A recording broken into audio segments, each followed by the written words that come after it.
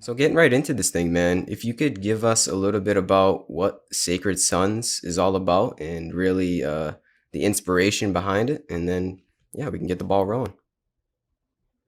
Yeah. Thank you, man. Thank you for having me, Gary. And it's an honor to be here to speak about the mission and the passion that I have for Sacred Sons.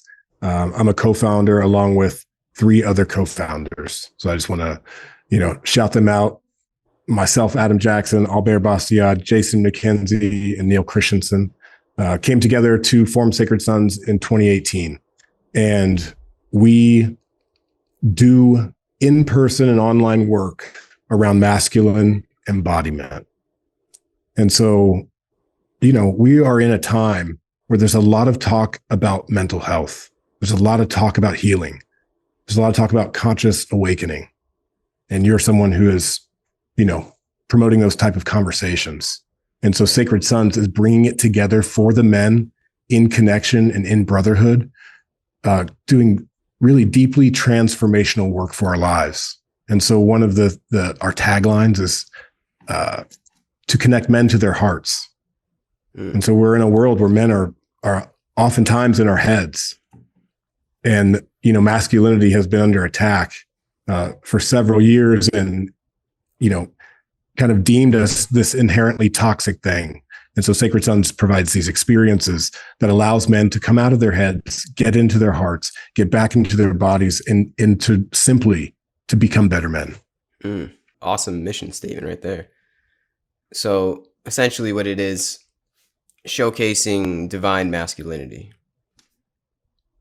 Yeah, let me talk about this word sacred, because there can be projections around this word and sons. In this statement, Sacred Sons, we are saying that not only is masculinity sacred, but that all life is sacred. We come from the perspective of everything is sacred. And so as men, there's only one piece that we can all relate on, that we are sons and that we came through our mothers and that we are sons of the Most High God. Right. And so in that there is humility. This is not like, hey, we're Sacred Sons and you're not. Yeah. You know what I'm saying? We are calling this in for all men to a remembrance that we hold the sacred. And yes, we hold the role of the sacred masculine. I like to say sacred masculine and divine feminine. I like that. And so the piece of the sacred masculinity, and just consider this, if you're on the consciousness path, sacred geometry, it's structural. Masculine energy is also structural. A lot of times we talk about the masculine being the container holder so that the feminine can flow and dance within that container. Yeah. And so like the masculine comes with a piece that holds the sacred, that holds the awareness that all life is sacred.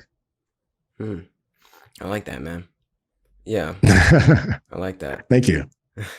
What does that spark for you? Tell me what you think about the divine.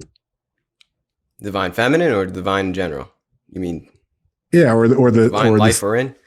Yeah. I mean, where do I start? I don't know, man.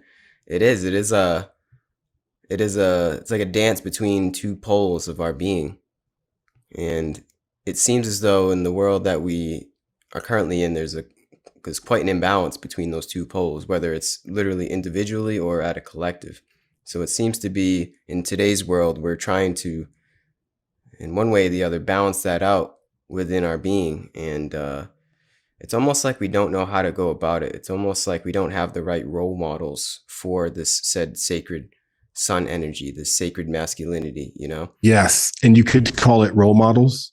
You could call it mentorship. You can call it masculine embodiment. But the what you're pointing to is true, that it's been missing. And we've been putting it in the wrong places. We put it into Hollywood, into caricatures of what men are. We put it into, we put it into behavioral things like materialism, womanizing. These types of energies become entangled with what the belief of what being a man is. And it's simply not true. Yeah. And how do we know it's not true? How do we know it's not true? Well, 74% of suicides are men. And I'm talking about all men. I'm talking about men who make millions of dollars. So we know it's not about your bank account. We know it's not about your followers or your likes. Like in the core of this life, none of that shit really matters. And so how do we come into contact with what does matter, with our values, with who we are as human beings at our core?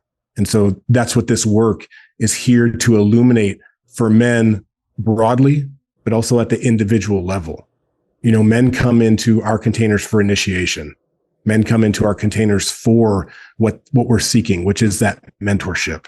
And you use the term role model. And so like, what has been being modeled for young men? I grew up idolizing WWF wrestlers and the Wu-Tang Clan.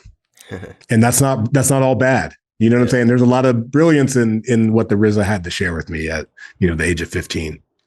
And it's not to discard that. However, what Sacred Sons is bringing into the forefront of our awareness is that young men need mentorship, grown men need acknowledgement and need encouragement. So we come into the containers of masculine alchemy to do this work. You know, we have a lot of different types of processes or rituals that we do with men. And that could look anywhere from, you know, a circle with a brother sharing in the center, to sparring, to, you know, meditation, breath work. There's all kinds of tools that we have at our disposal. And the important piece is that we're circling up as men, we're acknowledging each other to become better men. That's awesome, man. Wow. Yeah, that's definitely what the world needs, especially with the likes of Andrew Tate and people like him. I mean, no doubt. Yeah, it's I don't think we even have to get into that, but yeah, it's well, let's speak on it. I think it's good. I think that, I mean, it's super real, it's super present. And I want to be clear, like, not everything that dude says is inherently wrong either. Yeah.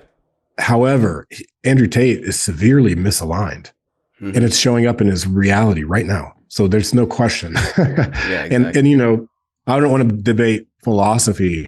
However, he also has an intention of bringing men back into their bodies and things like this. The way he goes about it, the way he's stating it, it's still steeped in materialism and womanizing. And you just have to acknowledge that.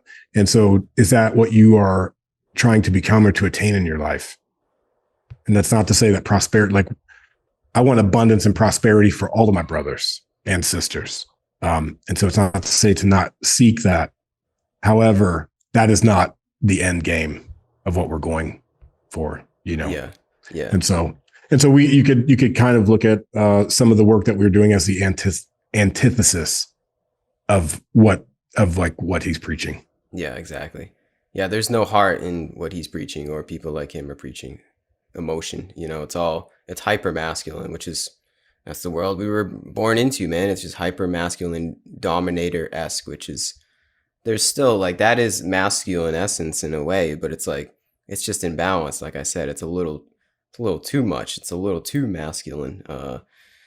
So I guess that's where you guys come in, or people with the likes of you guys come in. It's bringing about a balance within this sphere of masculine and feminine that we all have. And it's pretty cool, man. It's pretty cool to see. I really like the energy that you guys have. Yeah. Thank you. You know, Andrew Tate has said he doesn't trust a man who's cried or who cries. Yeah. Right. And so what I like to say is, I don't trust a man who doesn't grieve, who doesn't know how to access that part of himself that needs to grieve. Because as men, you know, like we're taught to stuff it all down, right? Like, man up, stuff the emotions down. Don't cry. Don't react to your emotions. And it's not an invitation to become more emotional. It's an invitation to acknowledge your emotions, to become in command of our energy. And so when we understand how to command ourselves and to respond to any situation, truly, like, this is our role as men, to be capable to respond to situations. Like, this is a primary thing that we have to walk around in society and hold ourselves to, right? And so the way to do that is not to stuff the emotions down. We know what that gets us. That gets us the overblown reactions. That gets us into chaos. Yeah. Which of the energies is a more feminine state. Just to like, if we're talking about polarity.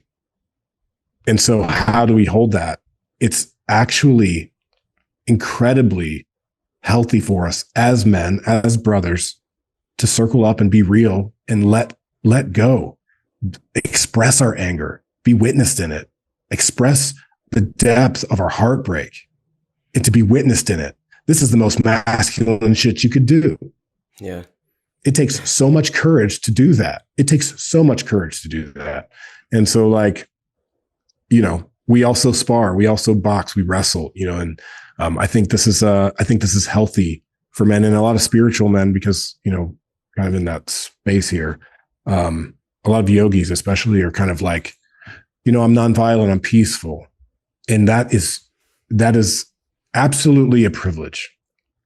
And it's true. We can be peaceful. And at the same time, we have to train our bodies. We have to train our minds. We have to train our hearts to be prepared. Not to in turn go home and return violence or enact violence, but to express ourselves in that arena in a really safe way is extremely healthy for us. Mm-hmm. And you can see men are drawn to it. We put billions of dollars into sports to watch other people become champions, to watch other people express themselves physically, when in fact, we all have to be doing it. It's not about watching Tom Brady throw the touchdown. It's about you get out in the yard with your kids and playing some two-hand touch. Yeah. That there's more energy and emotion in that act than any Super Bowl. And so we have to bring this presence back into our minds as men, back into our hearts as fathers. Wow. Yeah. Well said, man. Yeah. It's just literally ingrained in us, whatever that is, that competitive spirit. That is a masculine spirit, to have like that sense of competition.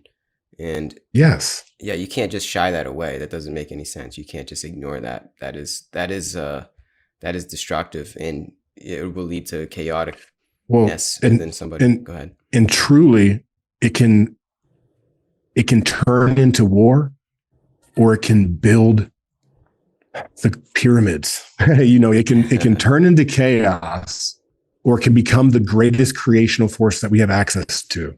Yeah. You know, as human beings, we are capable of so much, and not only technologically, mind you.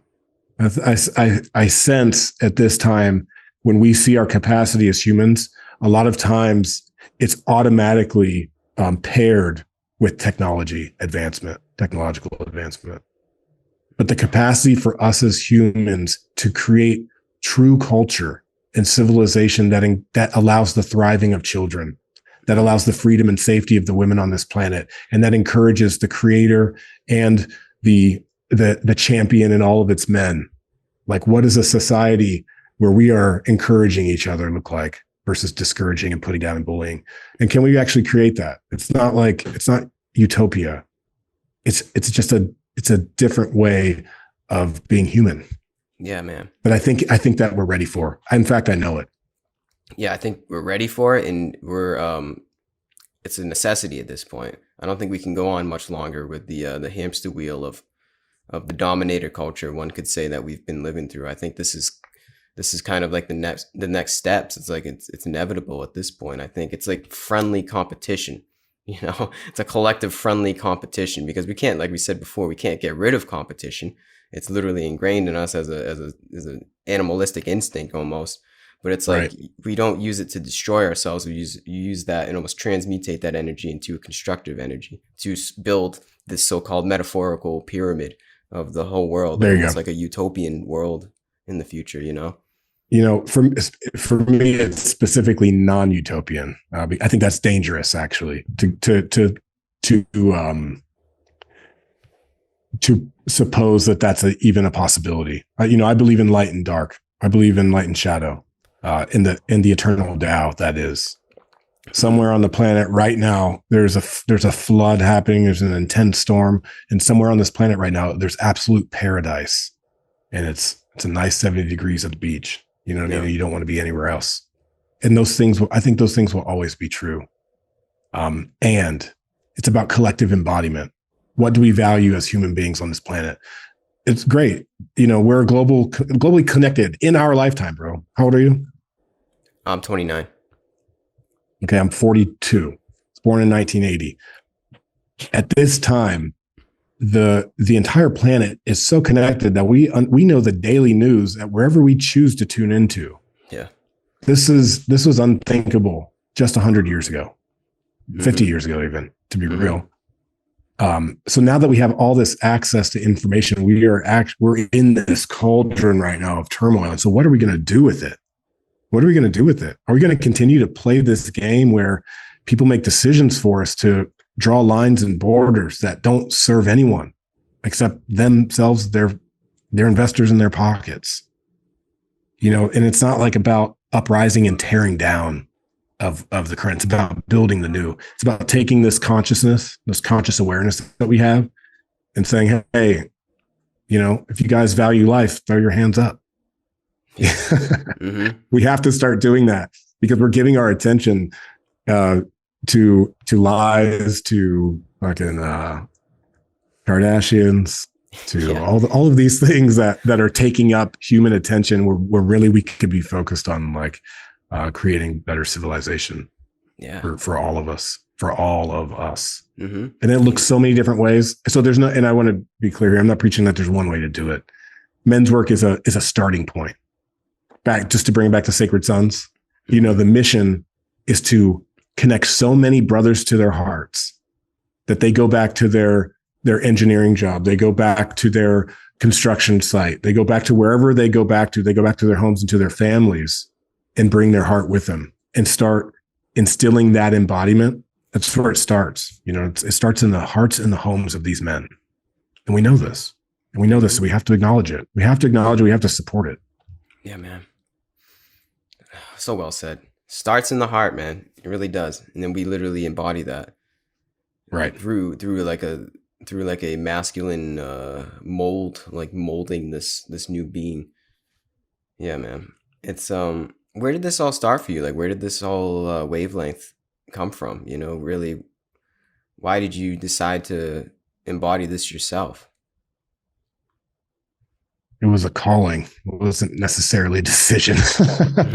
You know, I want to be really like humble in this. I'm so proud of what it is currently and what it's becoming.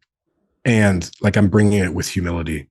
It comes from my own childhood. It comes from, I was raised, my parents were divorced when I was 1 year old. So that's the onset of my journey. And not that it's a terribly traumatic thing even. It's just my experience. And so where it really started for me was in my fatherhood journey. And I found myself in a similar situation as my father found himself in. And I started to ask questions. It's like as I'm having kind of like an unraveling of my own identity, I'm asking questions and I'm seeking answers. Like, who do I talk to? Who do I go to with this? You can sit in ceremonies, you can sit with the plant medicines, but like when it comes down to it, we need each other. We really do. That's real, man. And we really do. And I was in a place where I was like, damn, I need my brothers and I don't have them. And listen, I'm someone who played in a band for 10 years. I went on tour with five of my best friends. I had always kind of like had brothers around me, but I had ended up in this place, just like a lot of guys find themselves in. Maybe they're in their 30s or just, approaching that age, where I was like, damn, I'm like working to live, living to work. Like I don't have the same connections with the brothers that I used to have, just found myself in that space of missing it. And it was actually through ceremony that I had a vision. I had a kind of like the calling that if I'm feeling like this, then I believe that there's other men who are feeling like this. Yeah. And so what my first experience with men's work, in all honesty, it was, I left going, this is not for me. Like I'm good on it. And there were reasons for that. And it wasn't really resonant with kind of the path. I've been on my own kind of spiritual journey, you could say. But it wasn't resonant what the men's work that I had found. And I got the call from Spirit, like if you can't find it, go create it. And that was incredibly like scary and humbling, but also like, fuck. Like when you hear the call, you can't unhear it. And you hear a lot of people who are really, when you talk to people who are on purpose, on mission, it's like, it just goes. Yeah. It starts to go from that point. And like I said, it was our co-founders got together. We each come from different backgrounds. I come from a background of organizing events. I also through a gathering called Tribe Family Gathering prior to Sacred Sons. Bear comes from a background of shadow work and holding space in one-on-one containers. Jason, who's a co-founder, comes from a 10-year men's work background with a group called Mankind Project. Mm. And so we kind of brought our collective gifts together and created what it is that we needed. Like if I was 25 years old right now, 24, whatever, almost at every iteration, because I still, like, every experience is still new for me, to be honest. But if I was to come into this is the exact type of container that I would need to level up in my life, mm-hmm. and that we would need. And that's literally what we created as our version of mentorship, because it's not about getting the mentorship from LeBron or from, The Rock, even though we love them. That's great. But even Charles Barkley said in the 80s, like, I'm not a role model. Don't do that to celebrities. And it's not that we are either. It's that the group, it's the energy of the collective. We really dispel a lot of the hierarchical energy. Like, we're the leaders, you're the participants. And we really get clear that it's about that collective embodiment. And when we do that, man, a lot of energy moves, and it's very powerful. Yeah. So it's you like, got to come out. I'll invite you. For sure, man. Yeah, you're doing doing a good job selling it to me. I'm really interested. But nice. So it's about community. Dude, you're at that time and you're at that age in your life too. You're at that time in your life too, where that's the questions start to come, the spiritual connections start to, like, the seeking element, the seeking chapter of our lives is like right in there for men, like that 27 to 33. I feel. Mm-hmm. Yeah, it's like a sense of maturing. Like, I feel like I'm actually an adult now. I'm actually a man. No doubt. Yeah, I'm interested, man. Yeah, so really what I got from that is, like, you're establishing a collective brotherhood, like a collective community that anyone can really tap into. And it's non-hierarchical, it's guru-esque, and it's just something for other guys to essentially just relate to other guys in this spiritual journey. And just a simple example of that is that on every weekend or every training, we always have 3 leaders or facilitators present. Mm-hmm. So, what I'm saying? There's always a triad or, like, a group at the center. It's never just about one person. I got you. That's cool. Yeah. And this is the anti Tate thing as well, because that whole thing, although there's many people involved in that, they prop up one person. We've seen this play out over and over. Like, we know what that leads to.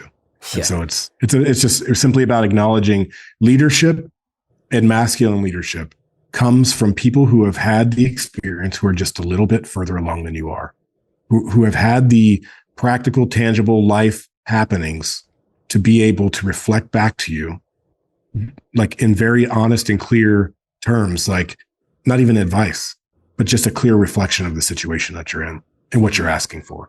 Mm. This is healthy role modeling. Yeah. And we have all other ways to, clear conflict between men. It's not all roses and fucking kumbaya out there, just to be clear. Yeah. It's the deep, and things come up. And the core of our work, we have these core tenets. It's creation, connection, confrontation, and celebration. So what that means is, first, we create the space. A lot of the times we do our work out in nature, in these beautiful places you'll see if you check out Sacred Sons, like on our Instagram. We're always connected to nature. We create the space. We connect with the men, connect with the brothers who are coming in for initiation or for the experience. And once we're connected, then we confront. And the confrontation is where the gold is. This is what men are missing, because, men are out there being challenged in a healthy way. But just like we were talking about competition earlier, confrontation is something that can be so healthy and healing for us. Just to be able to get it out, just to be able to say the things we need to say. And then what do we do after that? We celebrate. and men and our experiences need to be celebrated once again. You know what I'm saying? I was saying earlier, like there's this narrative that's being pushed hard on our young men that they're toxic. And it's not the case. So many men have great accomplishments in their personal lives that go uncelebrated, that go unacknowledged. And then collectively, you know, when someone has a big breakthrough or someone has something happen on a weekend where we all feel it, you know, like we celebrate it, we choose to celebrate it because it's about raising each other up. And so, yes, it's a collective, it's brotherhood. And it's also accessible. Like it's really about taking this work back home to our families. And so I don't want to, in this conversation, not acknowledge how important our families are to this. And each of the co-founders, we have our families. I'm a father of 3 sons. Without Hannah and the inspiration from her to do this work, it wouldn't be possible for me. And it truly, at the culmination, it's about doing this so that we can bring it home and so that we can bring our hearts back into our households. I think I've said this, I'm kind of looping back here, but that's what it comes back to, man. It's not about being heteronormative. It's about bringing it back to your partners, to your people, to the people who you love. Mm-hmm. You know, Amen. But I'm for families. I'm for my brothers who are ready, who are in a committed relationship, who want to have children. I am encouraging of it. There's a lot of discouragement. There's a lot of false narratives around all kinds of things, from overpopulation to you can't afford it, you don't want this. I'm here to let you know, brothers, men out there, if you feel the calling to have a family, like, answer the call. It's as a seeker of human experience, becoming a father is the highest form of experience that I've found thus far. And I'm early in my journey. My children are 8, 3, and 1. So, damn, you're in the thick of it though. I'm in it, bro. I'm in the toddlers. I'm in the toddler era. That's amazing though. It's so true, man. That's what it's all about. It's all about the family. And it seems like alongside the degeneration of masculine values is also a degeneration of the family values as well.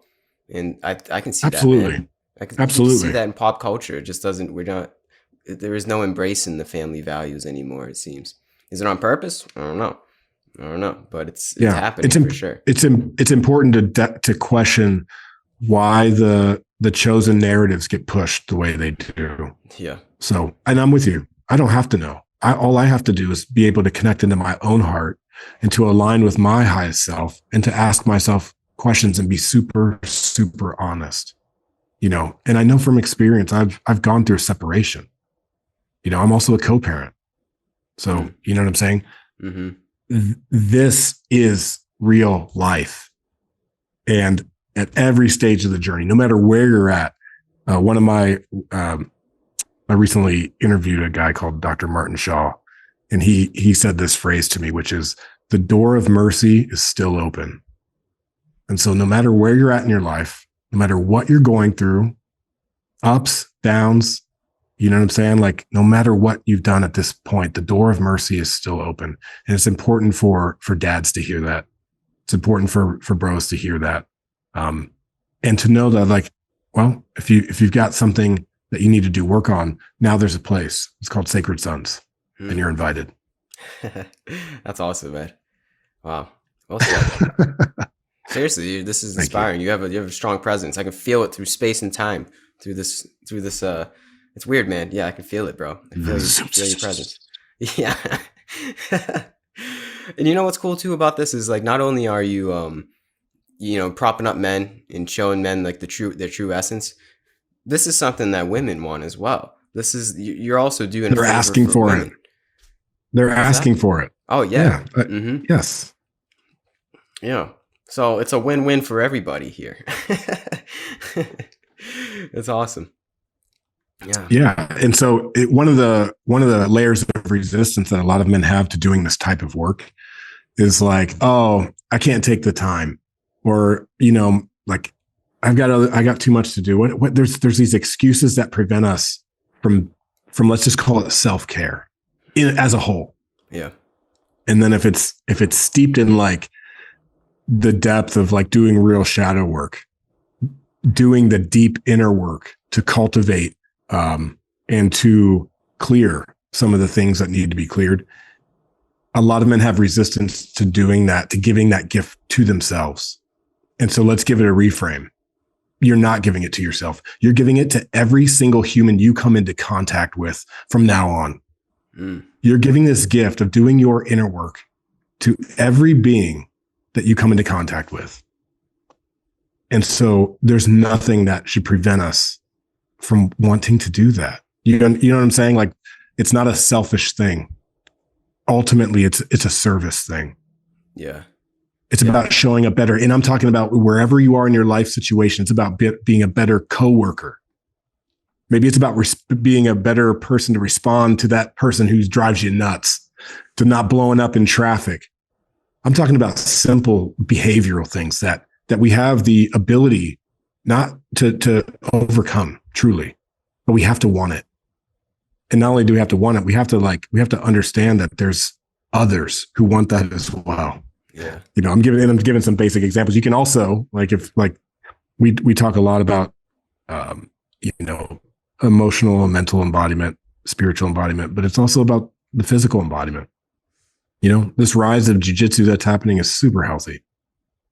Get guys back into their bodies. You know, there are so many ways to begin. It doesn't have to be Sacred Sons, but wherever you're at in your journey, begin. Start today. Mm-hmm. Yeah. So how would you, if somebody came up to you, this is a hypothetical, they say, Adam, where do I start, man? What, you're talking, you're saying a lot and it sounds great. It's so inspiring, but where do I start? How would you direct somebody that comes to you like that? Is it personal? Like, does it depend on their situation? Do you have to know about them a little bit more? Like, how would you do that? It's a great question. And I do think it's personal in terms of what I'm promoting here. Our Sacred Sons events are initiations. They are a starting point. However, let's say for whatever reason, you're unable to do that at this time. It starts with the breath. Mm-hmm. I like that. Okay. If you want proof that it starts with the breath, I've watched my 3 boys be born. I saw them take their first breath. This is the beginning. Yeah. And so if you find yourself in shame, in guilt, in fear, in grief, in exuberance, in annoyance and frustration, come back to your breath. You can always come back to your breath. So many of us are breathing from that high chest. So many of us are not engaged to our breathing. We're allowing the world to breathe for us, think for us, choose for us. Come back to your breath and respond and begin to respond. And so this is the path. Like that even just that sentence could take you on a journey into yoga, into breathwork, into qigong, into martial arts, into jiu-jitsu. They will all remind you to breathe. Yep. Okay. So that's where the journey, that's where the spirit comes. That's so good, man. How you said that's where it starts, literally at birth. That's good. Yeah. Real shit only here, bro. Honestly. So, where do you, what is the Sacred Son initiation entail? Can you get into that a little bit? Like, what do you guys actually do at these events? Yeah. So I gave the framework of create, connect, confront, and celebrate. So those are at a high level, that's what we're doing. And there are thresholds, we engage with breath, with eye contact, with, we do these very connective type of exercises, you can call it, processes, games. We play a lot of fucking games, to be real. And sometimes those games can take men to an edge that they have not been to or that they have not crossed within themselves, simply because they haven't been asked the question. No one's ever invited them. No one's ever pushed them that far. And that can look so many different ways on a weekend. The specifics of what we do, there's structure to it. but it, like, if I was to just lay it out for you, it would, not only would it not make sense because you haven't done it and you're not there, but it wouldn't be serving it truly. Mm-hmm. It's really about understanding that what you're being invited to is the more of who you are. And we have developed the technology to extract or excavate that from you in a really safe and held, supportive, and ultimately like a fucking badass way. And I like to say this too, and take it for what it is, but this work is, not only is it powerful and is it needed, but it is cool as fuck. When you get connected back to the earth and back into connection with brothers, and like you get in that frequency, it's a level up. It's a level up. This isn't therapy, and I have nothing against therapy at all. It's not that. And a lot of men they have a reservation, or, you know, a block to that because of what I'm saying. They're already in their heads. If you're talking to someone, you're just kind of replaying stories and staying up here. We get into the body where energy really moves. We get into situations when you're in a strike, when you're in the ring. Let's say we have a piece called ritual combat. You can wrestle, you can or you can box, you know. And when that glove is coming to your face, you don't have time to think about your bank account. You don't have time to think about all these things that are taking up so much capacity in your life. You're fully present. And so when we come into full presence, that's the moment when we ask you, what are you committed to in this life? You're like fucking wide open to respond. Wide open to respond. And then we say this, are you willing to be held accountable to that? And you say, yes. And then I'll look around and I say, who's willing to hold them accountable? And hands will go up and you'll choose somebody. And then we will start the path of accountability into decisive action as men into our lives. We'll fucking hold each other to it.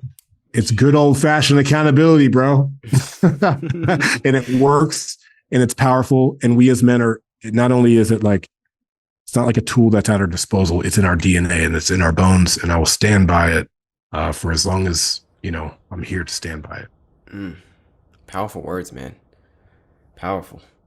So it seems to me like you get people out of their comfort zone, almost deconstruct the conditionings from the world, our childhood, whatever it is, and construct men in a new way, right? Putting it very simply. Absolutely. It seems like you kind of almost get people vulnerable. Not even vulnerable, I don't know if that's the right word, but I don't have to get them. No, vulnerability is precisely where we arrive.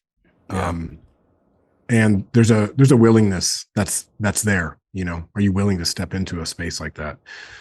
And in fact, you know, if you come to a San Diego EMX, I have a San Diego EMX coming up in March. I will be one of the leaders. My brother Kale from Maui, and then my other brother Vince Matoska Chafin will be the leaders at the CMX. And if you come out there, we are in the high desert of Jacumba, California, surrounded by mountains and boulders. It's as foreign to you as, you know, like come from Boston. This is an environment you are not used to. So just that initial, even coming into that container and being on that land, it's not that it's disorienting. It's like, it's kind of a homecoming. It's kind of a returning. Oh yeah. Because what we're doing is we're removing all the distractions. We don't take your cell phones. We're not stripping you naked and doing scared straight stuff. However, we are turning off our phones. Like we make agreements to come into the container. And who doesn't need 4 days off of their phone right now? Yeah. Just that alone, just that 4 days getting disconnected from technology, from news, from inputs, from consumption. Yeah. That is a primal reset that is happening on its own, no matter what we do beyond that. You feel me? Yeah, 100%. And we need that, man. We're in such a, you know, we're in industrial society. We are in such a high pace in the rat race. It's time to slow the fuck down, come back into ourselves, find what's important, and then get to work. And then get back, because I'm about it too, you know, get back into the game. It's not like go off into the desert and become a monk on a mountain. We're not doing that. Like I said, the work is designed to bring it back home into our lives. Mm-hmm. That's the middle way, the middle masculine way right there. I like it. Yeah. Yeah. Mm. Wow, man. Yeah, I don't really know what to say after that. That's pretty good. I mean, that's good. I think that's a good like ending point, to be honest with you. I mean, do you have any last words? Anything you want to say? Yeah, Gary, thank you for having me, and I appreciate the invite. And let me think here.